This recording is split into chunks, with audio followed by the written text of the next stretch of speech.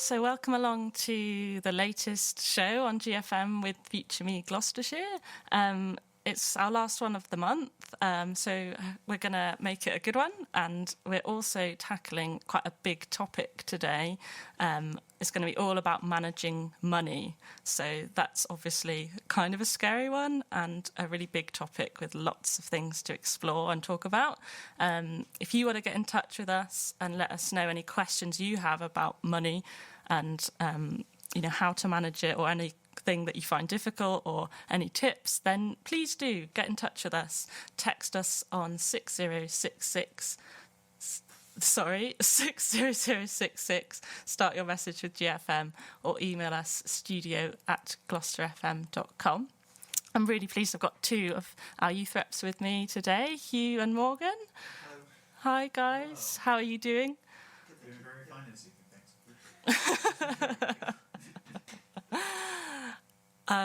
Yeah, it's great to have you here, and we've been catching up off air anyway, but we'll definitely catch up a bit more in the show, specifically talking about what's new with you, but mainly about managing money and your experiences of it, because as we know, it's always really helpful to hear from other people about their experiences and their tips. So don't go anywhere, because we are going to hear from a bit more from Hugh and Morgan right after this next track.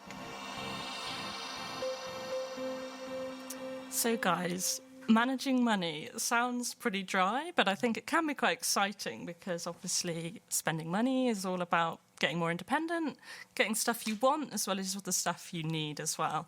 And we're going to pick up on a lot of that today in our conversation. So I just wanted to start with, if I could ask you, what's like your first memory of spending your own money independently? I'll come to you first, Hugh. So yeah, when I was younger, I kind of got cash occasionally as gifts, but sorry, is that? Sorry, carry on. Okay, I get cash occasionally as gifts, but I didn't, keep it myself until I got to a certain age, and then I don't think you'll come through. I'll just come to you first, Morgan, if that's okay.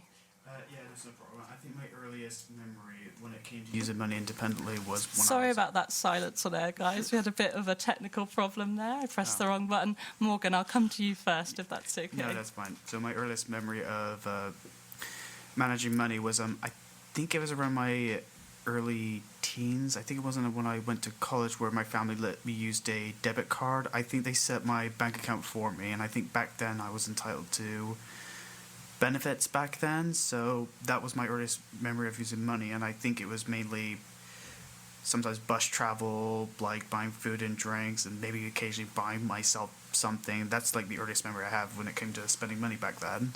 Awesome, thanks Morgan. And Hugh, I'll come back to you. Yeah, so when I was younger, I think the main way that I sort of kept money was I received it from people as gifts for like birthdays and Christmas and things like that, and then would usually just keep it in my room, and then eventually when I wanted to buy something, which I think was usually online, I would just give the money to my parents and say, can I have this thing? There was no real, I didn't tend to use it, in shops or anything, because, I don't know, I preferred to save money than spend when I was younger. There was always a Lego set I had on my list or something like that.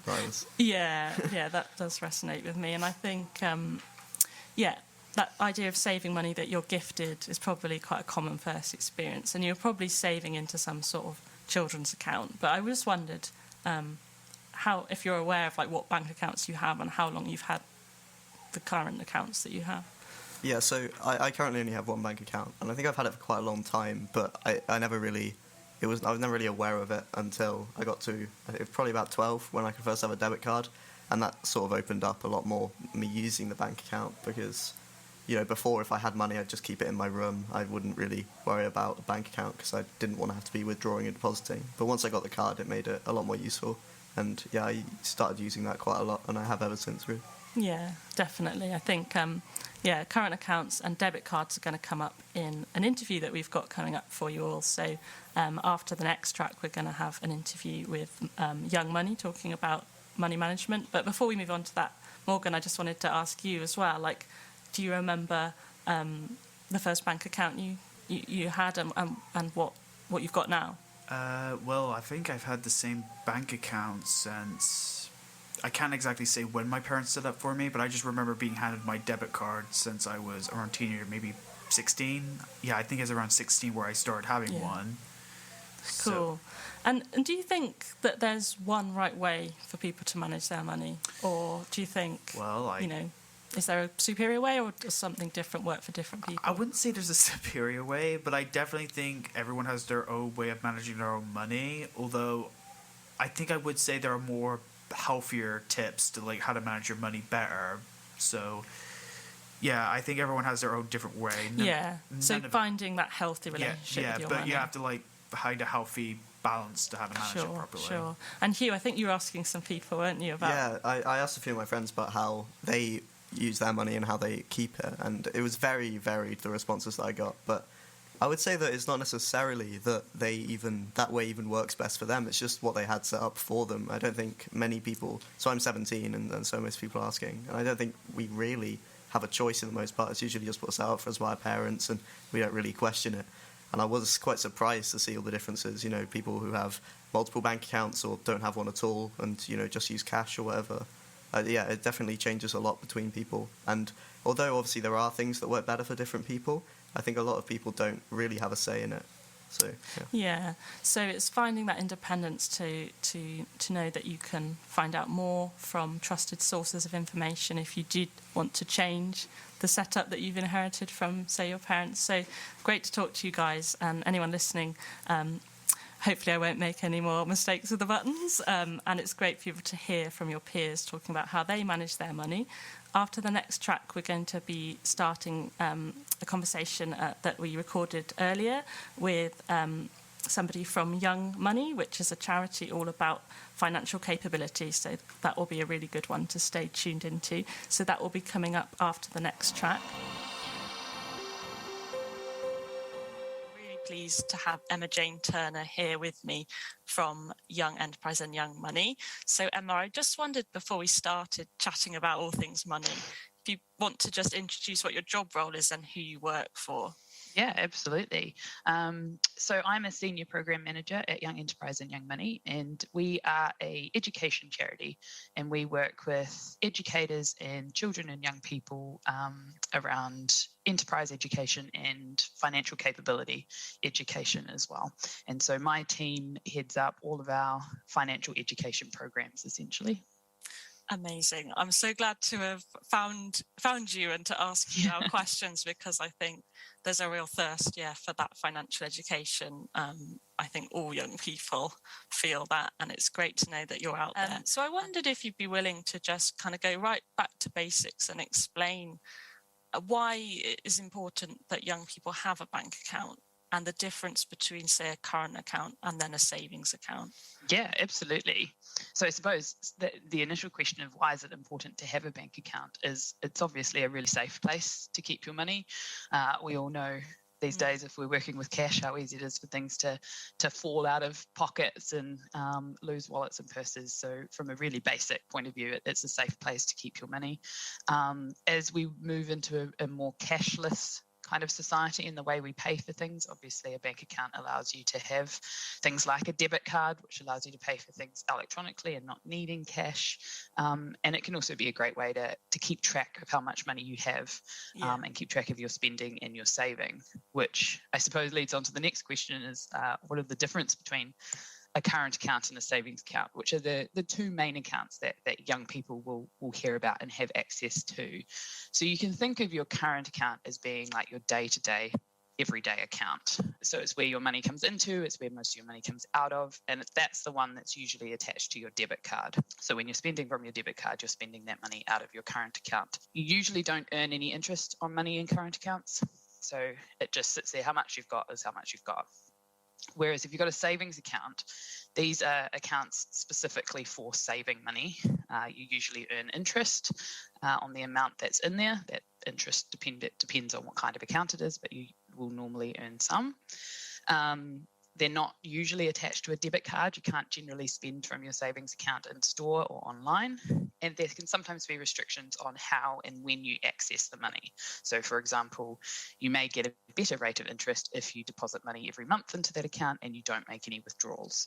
Or the bank might require you to give them 5 days notice that you want to take some money out, something like that. So there's generally some restriction on how you access that money. But the key difference from a day-to-day perspective is when you spend from your debit card, it comes from your current account, not from your savings account. Yeah, and I guess it's there's a strength in having the two accounts because you use them for such different things, and it's good to know that the money you're saving is not going to get eaten up by any debit card spendings without you wanting it to be. Exactly. We all have great intentions of being able to keep money in our accounts and not spend it, but sometimes it's just easier if it's not there. So you mentioned debit cards there, but I think that a lot of young people might use the term of a debit card and a credit card quite interchangeably. And I think a lot of people may not realise that they are in fact very different. Would you be able to outline what that main difference is that people should be really mindful of? Yeah, absolutely. And you're right. When you look at a debit card and a credit card, often they look exactly the same as well, which doesn't help. But the key difference between a debit card and a credit card is that when you use your debit card, you're spending your own money from your current account. When you use a credit card, you are borrowing money from the bank or from the organisation that has issued the card. And when you borrow that money, you do need to repay it. That's the key difference. It's credit cards are borrowing money, debit cards are spending your own money. Obviously, when you borrow money, if you don't repay it in time, or you don't repay all of it, then you're charged interest on top of what you've borrowed, and you need to repay that in addition to what you've borrowed. So that would be the key difference there. Yeah. And am I right that only over 18s would be offered a credit card? Yes, yeah. You can't get a credit card. So some young people may get their debit card with their young person's current account, which is great. And then they probably just need to be aware that once they turn 18, they might start getting letters or offers about a debit card. And it's just to really not jump on that straight away without having a good think and maybe talk to somebody about it first. Yeah, absolutely. You need to be able to trust yourself and whether or not you're going to be able to use a credit card without getting into bad debt. They can be a great way to manage your spending a little bit. Also, some of them offer some good, offers or perks or discounts and stuff like that. But it is something to be really careful about and definitely ask for advice and guidance if you're not sure, and know that you can always say no to a credit card even if you are offered them. But it's just something to make sure you're confident in the way you manage your money before you take on a credit card. I'll be back with Emma Jayne. Just moving on from being confident about how we spend, I also wanted to ask some questions about earning as well, because lots of people, when they get their first salary-paying job, they might be quite new to the world of earning, and there's a few taxes that we sometimes have to pay. If you could explain what income tax is and when and how it is paid. At a really simple level, income tax is a tax that people pay to the government on the money that they earn. So the government then uses that money for public services, essentially, and those are things like hospitals and schools. So how much you pay will depend on how much you earn, and actually where in the UK you live, because the tax rates are different across some of the UK nations as well. So you only have to start paying income tax once you earn over a certain amount each year. And currently in England, that amount is just over about £12,500. Over that point, you start to pay it, and it changes. The amount that you pay changes based on how much you earn. For most people who are working and who are employed, their income tax will be paid straight out of their salary by their employer every month. So it doesn't come into your account and then go out again. It's kind of automatically deducted. For some others, it's paid differently if you're self-employed, etc. But for most people, that's how it happens. Another term that often get questioned is national insurance. Could you just explain that, and also what the national insurance number is that young people get when they turn 16, I think it is? National insurance is similar to income tax, but it pays for slightly different things. So while we said that income tax covers things like public services. Your national insurance contributions basically help pay for things you might become entitled to in the future, and that might be, statutory parental leave or unemployment benefits if you find yourself without a job. So again, there is a threshold for having to pay national insurance, but it is lower than the income tax threshold. So you may start paying national insurance before you have to start paying income tax. I think at the moment it's around about £9,500 a year. You'll see it on your payslip coming out every month in exactly the same way as income tax does. You get your national insurance number at 16, as you said. It usually comes in a letter. And that's the same number that you have for your whole life. The number doesn't change. And it's important to know it because you'll often be asked for it. And it might be for things like when you're applying for jobs, when you're setting up a bank account, when you apply for student finance, if you decide to go to university, or any other benefits, they will always ask for your national insurance number. So it's definitely an important thing to keep on hand. Yes, definitely. That's really helpful. Thank you. It's great to just talk through the mechanics of that.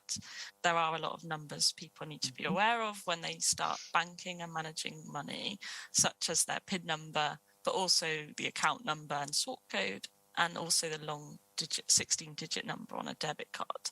So I just wondered if you'd be willing to explain some of these numbers, especially the ones that you should never share with somebody else.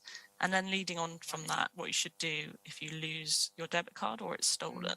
So yeah, your key things are your account number and your sort code basically tells you where your bank account is held. So that's what that information is. And there's very few circumstances in which you would be providing those details to somebody in order for you to pay them. So obviously, if you have someone paying you, then you give them your account details, and they can use that number to pay you. The only real time you should be providing your bank account details to someone who you need to pay is when you're setting up what's called a direct debit. And that might be for something like a gym membership. If you're paying for something online or on the phone, then you're mainly using your 16-digit card number. So that's the card number on the front of your debit or your credit card, because they both have a 16-digit one. And often you'll also be asked for the expiry date and what is known as a CVV number normally, which may be 3 or 4 digits, usually on the back of the card. But you should only ever be entering these details or providing them to people that you trust, particularly on websites. It should be, you should see the little lock symbol up in the top left-hand corner. It should have a HTTPS to show it's a secure site. These are not details that you would normally give out. Certainly don't post them anywhere, because once somebody has those numbers, they can make a payment from your card in order to do that. So just be careful with who you provide those details to. In terms of your PIN number, never. There is absolutely no circumstances in which you should need to provide that to anybody. If anybody asks for it, do not give it to them, do not write it down. And if you're worried that someone knows it, then go and change it. And you can usually either do that on a online banking app or via the website with your bank, or just by going into branch as well. So certainly not something you should ever tell anyone. If you do lose your card, a lot of online banking apps will allow you to freeze the card immediately, which is quite handy if you think that you may have just lost it down the back of the sofa or something, and then once you've found it, you can unfreeze it, or you can then cancel it. If you don't have that option, just ring your bank and they can freeze it and cancel it for you. But as soon as you realise that you've lost it or misplaced it, then make sure you do either freeze or cancel it, because that will stop anyone being able to use it if they find it. We will be hearing a little bit more from Emma Jayne later in the show, talking about some of her advice to do with budgeting and how you can find out more about the resources that Young Money offer. So welcome back after that interlude with the brilliant Emma Jayne from Young Money. So massive thanks to Young Money for speaking to us and answering some of my questions. So I'm just going to be back with Hugh and Morgan now, talking a little bit more about managing money. Probably some of the things we were going to talk about probably got covered in the interview, but I'm just going to kind of carry on the conversation now with you both about any other areas where we could, might have questions. People may have questions. So, Morgan, I think you had a few definitions of stuff to share that were like news to you, like different topics within money management that surprised you or you hadn't heard of. Yeah. Yeah, so I researched a list of definitions in money management. Like most that I already know, but the two that I don't know, and I'm assuming most people may have not heard before, is an ISA, an individual savings account. So it's a scheme allowing individuals to hold cash, shares, and units trust free of tax on interest and capital gains and such. So I never knew that one before. So that one was a bit of a interesting to learn about. Yeah, I think they're also called ISAs, and I think they're a type of savings account, aren't they, that are particularly beneficial for saving.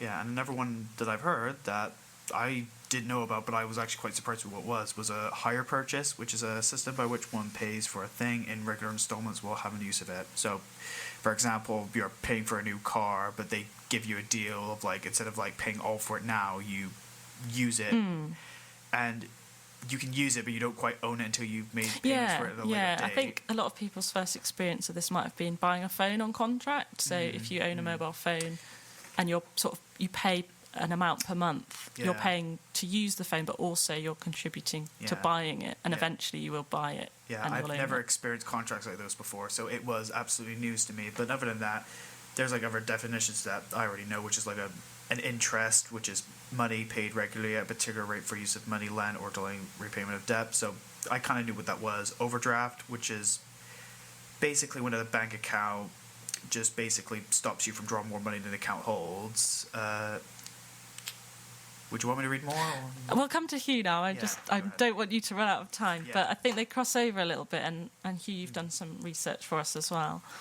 So I was mainly looking into bank accounts, and we heard from the interview about different types of bank accounts. So there's the two main ones, which are current accounts and savings accounts. And I wanted to know, is it good to just have one of each, or do you want maybe two savings accounts, as a lot of people have? So I looked at an article written by Tiffany Aliche, who's a finance educator and a New York Times best-selling author about budgeting. And they recommend having 4 bank accounts. So that's 2 current accounts and 2 savings accounts. So the first current account is for just normal spending, so, going out for dinner or buying things that you want, just small things, rather than something you'd be saving for. And the other current account is for all the things you need, like bills and things like that. So anything that's set up so that money is taken automatically out of your account, for example, on a monthly basis, like different bills you might have to pay, you would use that bill's current account, but you wouldn't have a debit card for it. So it means you're not tempted to spend any of the money that you've set aside for things you need. And in terms of savings accounts, the idea is to have one that's your emergency fund. So that's, always has sort of 3 to 6 months of your income, just so you can get by if you lose your job or if you have if just something bad happens. And then the other is for saving for long-term goals. So that might be a car or a down payment on a home or to pay for a wedding. And then in order to spread the money between them, you can get a lot of people, you can get your employer to do it for you when they pay you. So if you receive direct deposits, you can get a certain percentage or amount of your paychecks into each of the 4 accounts. But if your employer can't do it for you, you can deposit the full paycheck into, for example, your bills current account, and then set up the transfers yourself, because most banks have tools for recurring transfers each time you get paid. Yeah, I think that's a really good tip, isn't it? I think when you get your paycheck and your bank's full of cash, hard-earned money, it is actually really wise to set up those irregular transfers to any savings accounts. I think that's some excellent advice. We're going to go back to Emma Jayne's interview as well for some of her advice. Just before we play another track, I just wondered, firstly Hugh and then Morgan, if there was anything you wish you knew more about when it comes to managing your money.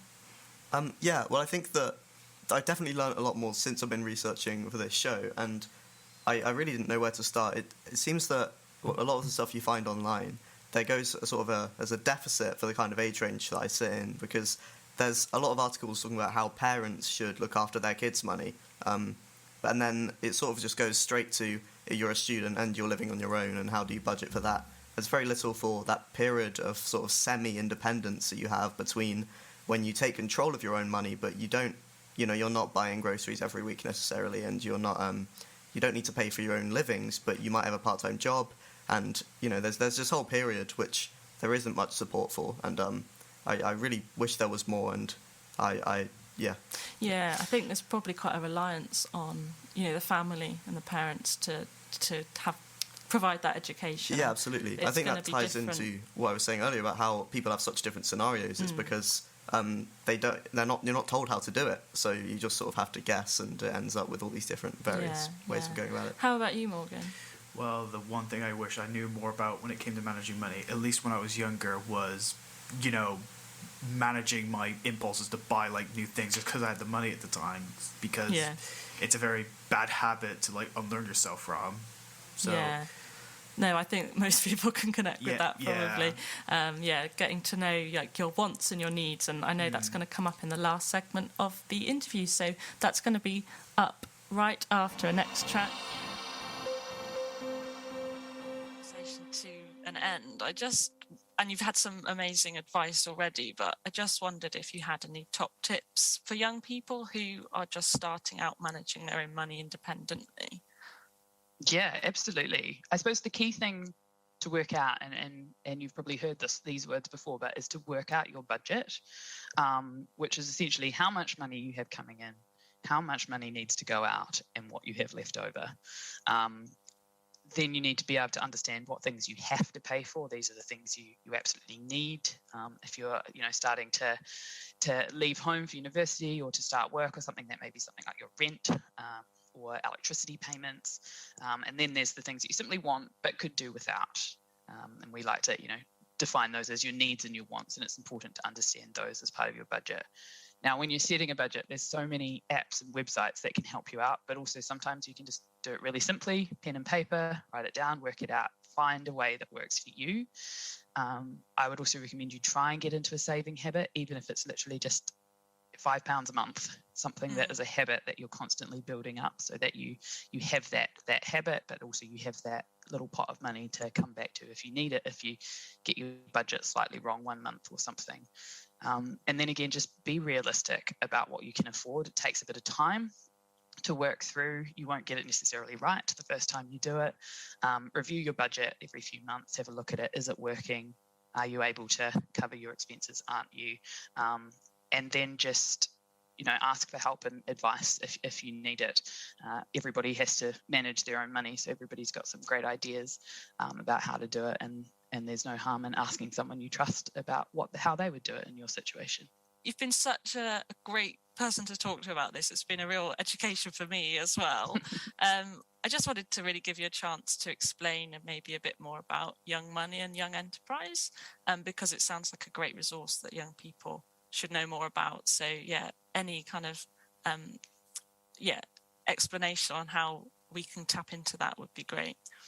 Yeah, absolutely. So as I said at the beginning, we're an education charity. We work with educators and young people around financial capability. We use the brand of Young Money, and primarily we work with educators. So we're talking to your teachers and your parents and scout leaders and other people that might be teaching young people about money. So if you are a young person and your teachers aren't currently doing anything about financial education, feel free to tell them about us and direct them towards us, and they can come and have a look at what we do.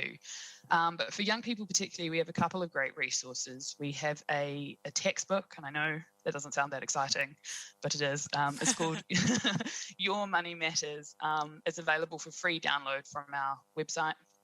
And that just goes through all of these things that we talked about today. It outlines income tax and how to read a pay slip and ways to save, things you should know about security and fraud and risk and stuff like that. So it's a great resource that obviously can be used in the classroom, but young people can access directly as well. We also have a brand new e-learning course, which is linked to the textbook called My Money Matters, and it's available through our learning zone. Again, you do need your school or teacher to provide you access with it, but if you're interested, then do tell them about it and see if they can give you access to that as well.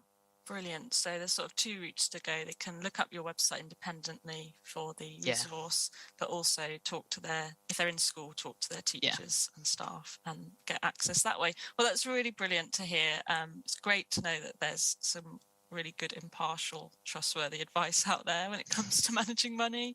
I'm sure this is going to have been really helpful for people listening. So just wanted to say thanks so much for joining me. No, thank you for having me. We really hope you found this interview with Emma Jayne from Young Money and Young Enterprise really useful. If you would like to check out some of the resources that were mentioned, you can head to their website, which is www.young-enterprise.org.uk. And on that note, it is time to finish up the show. So I just wanted to say thanks to my guests, guys. Say goodbye to everyone listening. Yeah. Goodbye, everybody. I hope you all have a lovely evening. Yeah. Yeah. Thanks, you. Sorry, nothing to add. It was great to have you here.